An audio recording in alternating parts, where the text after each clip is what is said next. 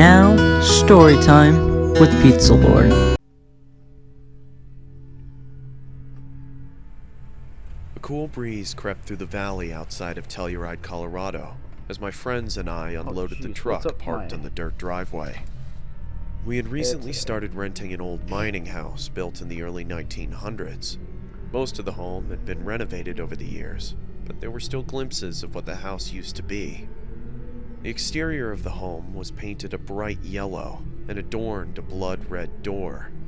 The yard was abundant, with lush green grass, minus the few brown patches that littered the ground. In the corner of the yard sat a dilapidated gazebo filled to the brim with landscaping equipment. I stood facing the house, admiring the quaint ambiance it seemed to exude. I felt something hit my back and spun around. My brother, William, was standing behind me with a box under his right arm. "Let's pick up the pace, we don't have all day," he said, with a little annoyance masked in his voice. Yeah, I responded, and started walking to the back of the truck. My other two friends, Elijah and Leon, were in the process of stacking some boxes on a dolly. "Hey man, take this to my room," Elijah said, as he handed me a large box. I resituated it in my arms and gripped it. As I did so, I could hear glass clanging inside, and a strong, familiar odor starting to leak out. "Hey man, be careful," Elijah snapped. "If you ever want to smoke again, I'd highly advise you to take it one step at a time there, champ." "Maybe if you didn't throw everything into one single box without bubble wrap, then you wouldn't have an issue of something breaking, Elijah," Leon responded. Elijah's eyes widened, as if he had just figured out the secrets of the universe. I laughed, turned around, and proceeded into the house. The floorboards creaked as I stepped onto the warped living room floor. I surveyed my surroundings of the old rustic home as I headed to Elijah's bedroom. Only 2 interior rooms had been renovated in the entire house, one being the kitchen, which had marble countertops and new appliances, the other being my room. I was the one who found the home on the market, so respectively I had first choice of which room I wanted to claim as my own. The other rooms, on the other hand, were still the same as they had been since the early 1900s, with dreary wooden floorboards and old chipping paint. "Dude, what the hell?" William yelled from upstairs. I quickly climbed the narrow stairway to find my brother in his room. I walked in to find what looked like to be a large lump underneath the wooden floorboards. It almost looked like Andre the Giant was buried in the middle of the room. "I told you it was an old home, Will. Things shift over time," I said, trying to hold my snickering back. "Yeah, I get that. But you didn't say that I'd have to maneuver around a speed bump," he snapped back. It looks like I took a deep sigh and turned to him. Buried under it. "Okay, look man, we're only going to be here for a year. You've got plenty of room to put your bed so you're not sleeping on an incline." William turned back to the floor dejected. "That's easy for you to say. You're not staying on the cover of Sticky Fingers by the Rolling Stones." After we had moved everything into the house, we all plopped down on the couch, beers in hand, and began our well-deserved R&R. Elijah had already begun smoking, and the room started to fill with the pungent odor. "So are we going to be doing some ghost hunting tonight, boys?" Elijah said, as he passed the joint to Leon. "Oh, come on, you don't actually believe that crap, do you?" Leon responded as he was rolling his eyes. "The guy blew his brains out on the front porch in the 1930s. I'd be surprised if there wasn't a ghost floating through the halls. I mean, how do you think we got such a killer deal on rent?" William said as he lifted his arms and started mimicking the sounds of a specter. "Shut up. It's all nonsense. You've just been watching too much Ghost Hunters," I responded. "But anyway, I'm gonna go to bed. We need to get up early to do some cleaning. Good night, guys." I stood up and meandered to my room. In all reality, I was a little perturbed by what happened at this house. I've always been quite agnostic to my beliefs of ghosts or spirits. Like, I've never witnessed anything myself. The rent was super cheap for an entire house, and I wanted to save some money for a trip outside of the country. I pushed the fact that someone had ended their life to the back of my mind. I wish things would have turned out much differently. I entered my room and slid under my sheets and basked in the warmth of my bed. It had been a long day and my body ached from moving. I grabbed my phone and looked for a rain and thunder YouTube video to help me sleep, and after about 15 minutes, I crept into comfortable darkness. My eyes shot open in the middle of the night. The moonlight shone through my window and enveloped my room in comforting light. I could hear creaking from the house as the wind howled outside. I tried to sit up, but found my efforts futile. Sleep paralysis was a regular occurrence in my life. It happened at least once a month due to stress and a little help from my antidepressants. At this point, I'd almost gotten used to it. I could hear what sounded like a light scratching noise coming from inside my room, and prepared myself for the usual dark figure to be standing in the corner. My eyes darted from left to right, trying to decipher where the noise was coming from. It was then I started to hear skittering, like someone or something was moving around. Oh, heck no. A cold feeling crept over my body as I started sweating profusely, my sheets becoming soaked. The skittering stopped, but was replaced by cracking, one that resembled that of broken bone. Out of my peripheral vision, I could see long, needle-like limbs protruding from my closet. Heck no! They each moved slowly, tapping the wall as if they were looking for something. I then saw a large, bulbous black mass starting to show itself from the closet door. It was coated in tiny hairs. I don't do spiders. Habitually. Nah, I don't do spiders, man. A loud moan echoed throughout my room as the creature finally presented itself.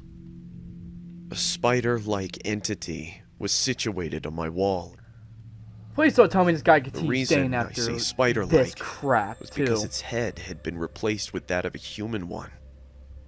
Its eyes were blacked out from the shadows of moonlight, and its lower jaw was removed, revealing a blotchy tongue that oozed saliva.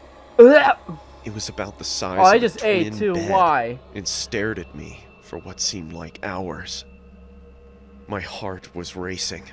I was begging my body to move, but to no avail. I was stuck there, in suspended torment. I tried screaming, but I was unable to make a sound. Oh, sleep paralysis. All I could do can't was move. watch the Oh, creature no. on my wall as it grew closer. Suddenly, it skittered to the ceiling right above me and started scratching with its two front legs, almost like it was burrowing. It then started to sink into the wall. Is that why if his the wall had brother's turned into floor quicksand. has a big bump in it because First, of that? the abdomen, then the legs. Eventually, all that was left was its mangled head staring straight at me. Those cold, dead eyes boring into my soul. That has to be it. I could hear it moaning, and I could feel the drips of saliva hit my torso. The creature then let out an inhuman roar and vanished into my ceiling. My body was finally released, and I jolted out of my bed screaming. As I did, the house erupted into more terrified outcries everyone coming from got upstairs. haunted. Apparently, I wasn't the only one who saw something, and unfortunately, it wouldn't be the I last saw time that. either. I saw that. I swear, dude. Bro. Oh, come at me, bro. I dare you. It'll probably spin me in a web or something to kill me. Probably. We live on several acres in rural Indiana, USA. Our neighbors aren't too far apart, but we all live on a lot of property. On our properties, we have a lot of trees, and our neighbor doesn't maintain their property well, so a lot of it's overgrown. You know, a couple of fallen trees and a lot of downed branches. We knew the state of their property was probably because it was an older couple that owned the house and the property was vast. We have a creek separating our homes as well, but a small strip of their property is accessible from our backyard. Due to the overgrowth in trees, we weren't able to see much of their property when we first moved in the summer, and of course we didn't go onto their land because we didn't want to trespass. One night, my daughter and her friend were camping in the backyard and ran inside, swearing that they heard a kid laughing or crying in our backyard. I figured it was their imagination from too many scary stories while in the tent, but went out to investigate briefly just in case. I heard a faint noise coming from just beyond our property line. I moved the flashlight into the general direction and called out to whoever may be in the trees. The sound stopped. I decided it was probably just a couple of stray cats, but just in case, I had the girls set up the tent in the living room. The next day, after taking my daughter's friend home, curiosity got the best of me, and I decided to investigate the area by our property line. As I neared the line of trees, I saw a small path I had never noticed before. Since I knew my neighbors were too far and the trees were too thick, they couldn't see me on their property, so I stepped onto the small path. I walked slowly, looking down, watching for poison ivy and fallen branches. Yeah, you don't want that. I wasn't too far in when I saw a dirty, broken kid's toy on the ground, wrapped in overgrown weeds. I looked up, and in the distance I saw a small, white shed-like structure. As I got closer, there were more and more toys scattered on the ground, some partially buried, all broken and dirty. Then there was barbed wire, and I could see the front of the shed and realized it was a large playhouse with a wooden alphabet decorating the outside. I was starting to feel uneasy. This playhouse was at least half a mile or more from the only house on the property. I stopped in my tracks, letting my imagination go a little, when I felt a tap on my shoulder. I must have jumped a foot off the ground, only to turn around and see that my daughter had followed me. Why? Once my heart slowed down, I decided to get a closer look. There was more broken barbed wire fencing on the ground the closer we got. The window on the side was broken, and there was a hole in the roof. There was a broken train set, one a kid would be able to ride on. The front door had a white piece of wood set to lock someone in, not keep people out. At this point, my daughter was in full panic mode and begging for us to walk back to our house. But I had to at least look through the window, or my mind would wander with all the possibilities of what could be in there. As I was stepping to the side of the shed, my daughter was following close behind. In her fear, she was paying more attention to me than where she was stepping, and she cut her leg pretty deep on some barbed wire that was hidden in overgrowth. I quickly glanced inside the window, only to see a partially dirt floor and broken wood, and a large wooden bench with a dark stain on top. I picked up my daughter, who was determined her leg was going to fall off. We left the neighbor's property, and I took her to the doctor to get a tetanus shot and get her cleaned up. That night after dinner, I let the dog out, but couldn't get her to come back in. I let her stay outside for a while and checked again a little later. Our dog still wouldn't come in, and I noticed she was standing by the path we took earlier. I grabbed a flashlight and her leash and headed out to her. She was pacing, whining, and sniffing around everywhere. I figured it was from the blood earlier, but she never ventured onto the path. Then, I heard the giggling of a little girl. I called out to the child, but there was no answer in return, just some rustling in the leaves. I ran inside with the dog to check on my daughter to make sure that she was still in the house. She was laying in bed, fast asleep. The next morning, I went straight to the playhouse, but as I was approaching, something was wrong. The broken toys seemed to be in different places, and when I got to the playhouse, my heart felt like it was a ton of bricks. All over the side of the playhouse were children's drawings, in my daughter's blood.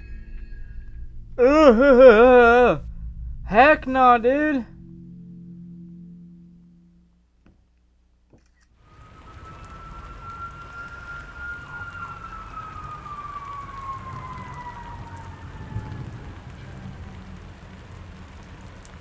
It was a summer ago.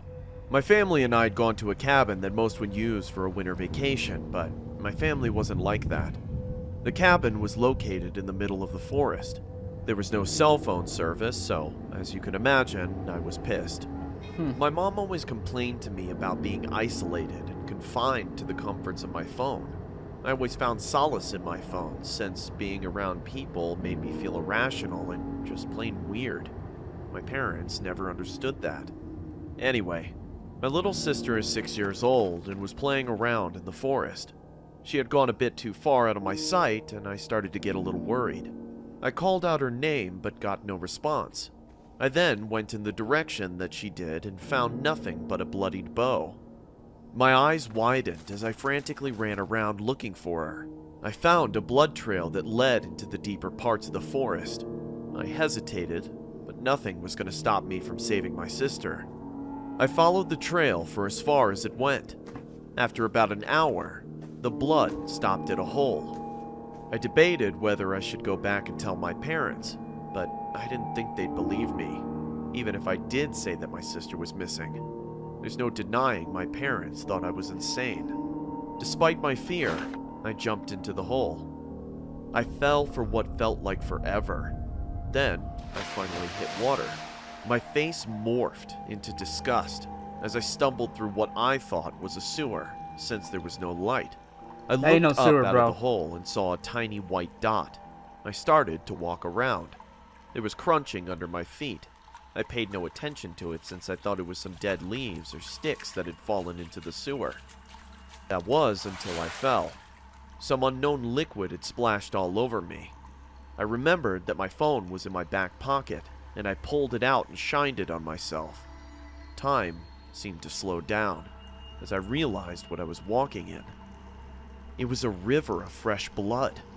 The blood had absolutely soaked me. I held in a scream as to not alert any nearby creatures. I then ran through the connection of tunnels and refused to stop until I started hearing footsteps behind me. I stopped, turned around, and shined my flashlight around. The light from my phone landed on a distant figure. It looked so small, so maybe it was a dog or an alligator that had sneaked in. An alligator is small, I stupidly apparently, started to you, to move bro. towards it, and as I got closer, the figure started to get clearer. I started to see that it wasn't a dog or an alligator. As soon as I realized this, I stopped in my tracks and stared. It looked like me. Its body was contorted. Their back faced towards the ground, and its head was turned right side up and faced towards me. Its legs were normal, but its arms were legs as well. It had jagged teeth, and it was chewing on what was left of my sister's head. Oh, censor Then, that. Censor my that, parents' head me. beside Oh my I god. stepped back in shock and fear. The mutant of myself charged towards me. In a state of panic, I tried to run away, but I slipped. I hit my head on the rock and passed out.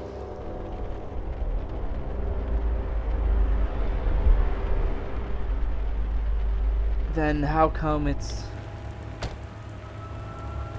What happened to the family? Did the family die too? I didn't really hear that part. That cop's throwing up something bad. Oh my gosh!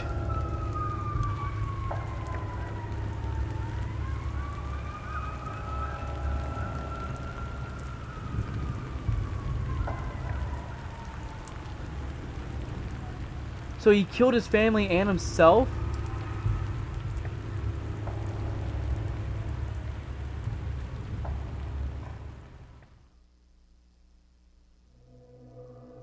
My parents were traveling for the weekend, as it was their anniversary, and to no surprise, they wanted to be alone. This meant that I had to take care and be in charge of my little brother, Oliver. Our home and neighborhood were surrounded by woods, and Ollie liked ambling around the trail that was behind our house, but he couldn't go back there without permission. So naturally, since I was 18 and he was 10, I'd have to go with him for precautionary purposes. It was a little while before lunch, so I decided to join Ollie in his trek, so that way my appetite would be in a more salubrious state. It was spring, and the leaves were meager and just starting to grow back onto the trees, which also meant I had to watch out for any sort of dangerous animals that could possibly lurk out and cause harm to any of us. I could hear Ollie sniffing the air and then him groaning at something. "Something smells like shit," he said nasally as he pinched his nostrils shut. "Hey, watch your mouth," I retorted, surprised by the sudden curse. "Just because Mom and Dad aren't here doesn't mean you're allowed to say whatever." I did, however, sniff the air. He was right. There was a smell of rotten meat that permeated my nose. It was like roadkill. I saw what looked like legs by a tree about several yards from us. Oh, that's a dead deer. "Stay right there, okay?" I instructed Ollie. He nodded in agreement while keeping his hand on his nose. I leisurely walked forward and turned the tree to see what the thing was. It was a deer, and it was dead all right. Flies droned and swarmed around it. I was used to seeing dead animals around here. Hunting was pretty frequent. But there was something that rather took me aback. It was the fact that the way its neck had been ravaged into. It was almost entirely gone and torn down to the bone. A bear would go down to the muscle and stop there. But to the bone? This had to have been from something much more vicious. But what? I looked back to see if Ollie had actually done what I urged him to. He did, but he was peering out to the woods. His eyes, so fixated, were filled with concern and his face unnerved. "You okay, bud?" I asked, noticing his expression. "Something's out there," he murmured as he continued to seem alarmed. I looked to see if he was kidding around. All that was in my view were the trees and brush. It might have been a deer or something. "Don't worry so much. Come on, let's go back and get some lunch." And so we did, just to reassure him. I made ourselves some peanut butter and jelly sandwiches as we watched a movie for a bit. Ollie usually liked his sandwiches, and he'd been done with it in a few minutes, but he ate his so sluggishly. I didn't bother asking what he saw, because I figured that he must have scared himself, and that he'd get over it in a while. However, the back of my mind was still unsettled by that deer. How could its neck have been mutilated like that to such a grisly state? Yeah. Night dawned upon both of us, and Ollie was begging me to let him sleep beside me as I put him to bed. "What's gotten into you?" I asked him. "That thing's still out there. It was staring at me. It was dark and big. Bigger than you. I'm sure you just scared yourself. If anything was out there, it wasn't anything dangerous." He continued to beg me, but I kept refusing, and told him to close his eyes and that he'd forget about it in the morning. I laid down in my bed, ready for a good rest. I like keeping my TV on just so I have a source of light in my room. I felt my eyes starting to sag and get heavy as I slowly felt myself growing drowsy. There was a sudden snap from outside. It sounded like a stick being splintered. I figured it was some animal, like another deer, but what would be out at this time of night? My TV was still on, so I decided to watch a little bit more, just so I could go back to sleep. Without even thinking, my gaze floated to the window, and my heart punched the inside of my chest. There was something at the window. I couldn't see what it was, save for the eyes. No. They were milky and opaque, almost lifeless. Oh, But they my! were I staring just got right through major me. goosebumps. I tried to make it seem like I didn't see the figure outside, and just roll over onto my stomach and pretend to be asleep to try and avert it. I then heard something against the glass. The thing was scratching my window. The sound was piercing my ears and grated at my nerves. My chest started to feel full as my breath started to shorten.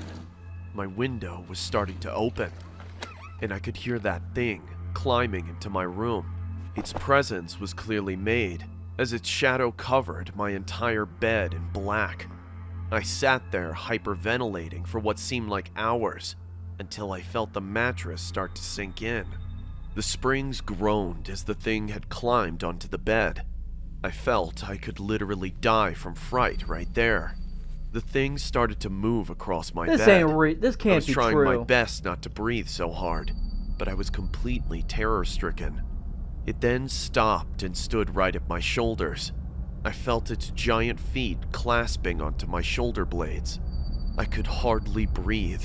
I had a mirror to my right that allowed me to see what was above me, and chills ran down my spine.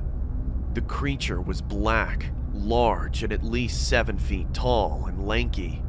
Its arms went down to its calves. Its chest leaned over me and stretched to an impossible degree. It didn't even look human or animal. It seemed alien. I shut my eyes tight, hoping that it was just some dream.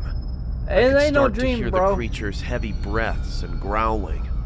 It sounded like a dog, but much more disturbing. As it grasped harder, I feared the worst. My ears were ringing. I wasn't breathing while I bit my tongue. My eyes were shut so tight, and the blood flow in my head stopped almost completely. Something then beckoned it off of me, and the creature leapt off.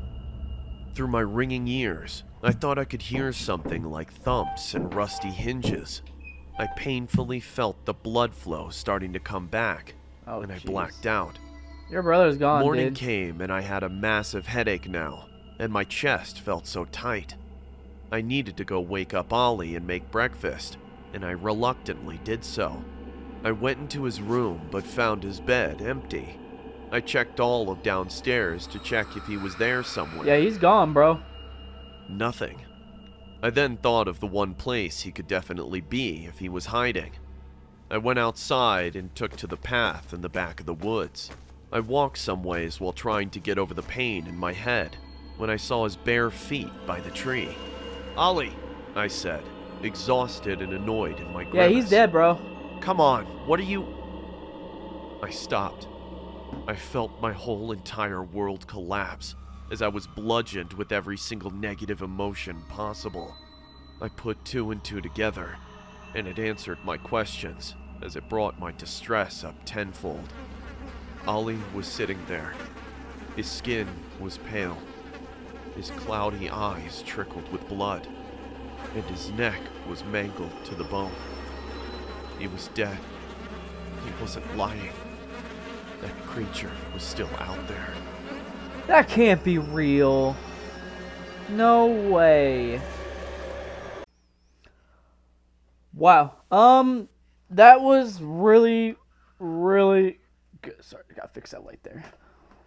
Wow, that was actually stunning. But if you guys don't realize, I got a new computer and with the new webcam, and I'm using my headset mic as a mic. So I'm not using an actual mic anymore because the computer doesn't have like a USB port and it doesn't work, blah blah blah. But I might give my webcam and mic to my buddy Bacon King, or Ian, who you saw in the review for Mortal Kombat Legends Scorpion's Revenge. But anyway, thank you guys so much for joining me on this episode of Storytime. Hope you guys like it. If you guys do, make sure you guys hit that like button. Every guys do, hit that subscribe button. And after you do, y'all know what to do. Hit that notification bell, be part of my notification squad and my pizza crew. And as always, I will see you all in the next video. Bye bye.